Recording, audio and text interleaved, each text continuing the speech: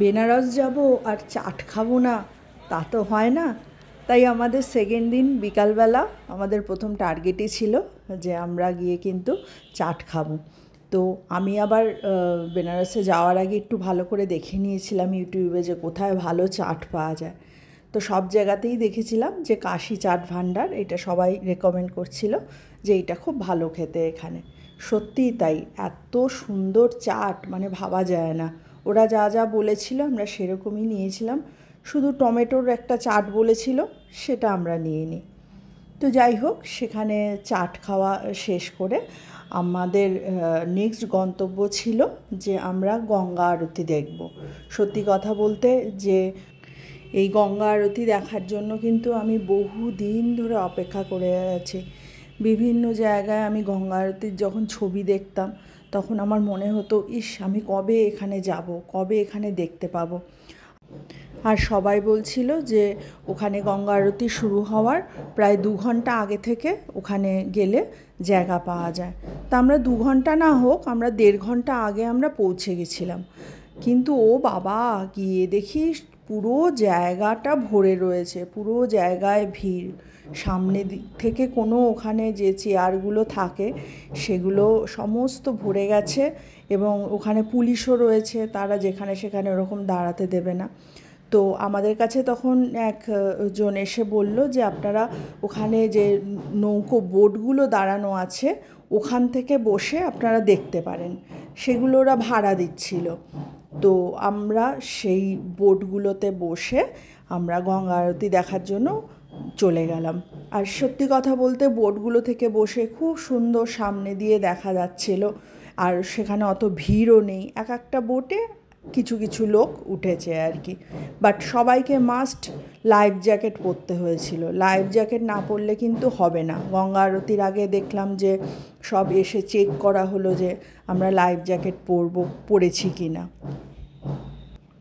খুব সুন্দর একদম টাইম মেনটেন করে গঙ্গা আরতি শুরু হয়ে গেল। প্রথমে গঙ্গা পুজো করা হলো, বিভিন্ন ওখানে যারা ছিলেন তারা গঙ্গা পুজো করলেন। আমার যেটা সবচেয়ে ভাল লাগছিল, ওখানে অত মানুষ এসে সমাগম হয়েছেন শুধুমাত্র এই গঙ্গা আরতি দেখার জন্য। সত্যি কথা বলতে না, যে আমি না পুজোর অত আচার নিয়ম এগুলো আমি জানি না, কিন্তু ওখানে গিয়ে আমি যখন এই পরিবেশে রইলাম তখন সত্যি একটা অদ্ভুত একটা প্রশান্তি মনের মধ্যে তৈরি হচ্ছিল, অদ্ভুত একটা অনুভূতি, সেটা ভাষায় প্রকাশ করা যাবে না।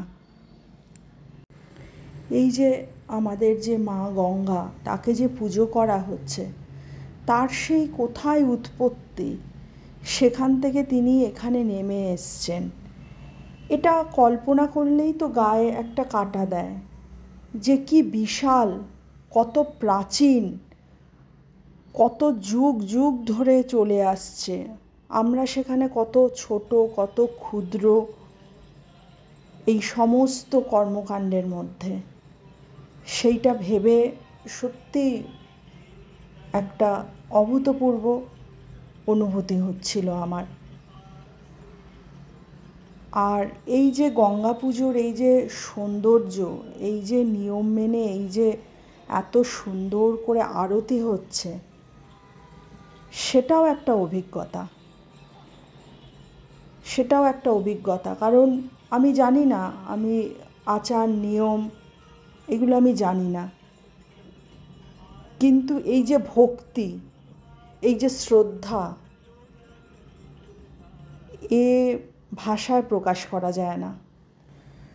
সত্যি কথা বলতে ওখানের এই সঙ্ঘবদ্ধভাবে এই আরতি দেখে আমার মনে হচ্ছিল যে পুজোটাও একটা শিল্প, একটা আর্ট, সেটাও কত ডেডিকেশনের সাথে করা যায়, তার মধ্যেও কত মাহাত্ম্য রয়েছে। ওখানে গেলে একবার মনে হবেই যে মৃত্যুর পর কী আছে জানি না, কিন্তু আমরা যে এই জগতে রয়েছি এটাই একটা ম্যাজিক, এটাই একটা করুণা কোনো বিশ্বপিতার। তার নির্দেশেই যেন সব কিছু চলছে। না হলে কি করে এরকম নিয়ম মাফিক সমস্ত কিছু চলতে পারে? সত্যি ওখানে না গেলে, বেনারসে না গেলে সেটা উপলব্ধি আমি করতে পারতাম না। 1 ঘন্টারই সন্ধ্যা আরতি যেন কখন কোথা দিয়ে সময়টা চলে গেল।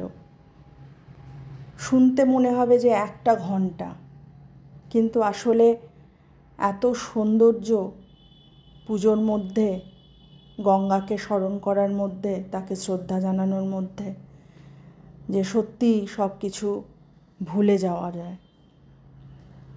তো আমরা সেদিনকে এইভাবে গঙ্গা আরতি দেখলাম। পরের দিন আমাদের ফেরা ছিল, তো পরের ব্লগে আমি সেটুকু আবার দেখাবো আপনাদের। আপাতত ভিডিওটা এই পর্যন্তই থাক। আপনাদের ভিডিওটা কেমন লাগলো জানাবেন, আর সবাই ভালো থাকবেন। বিশ্বপিতা সবাইকে ভালো রাখবে, আমাদের সবাইকে সুস্থ রাখবে, শান্তিতে রাখবে, সুন্দর রাখবে।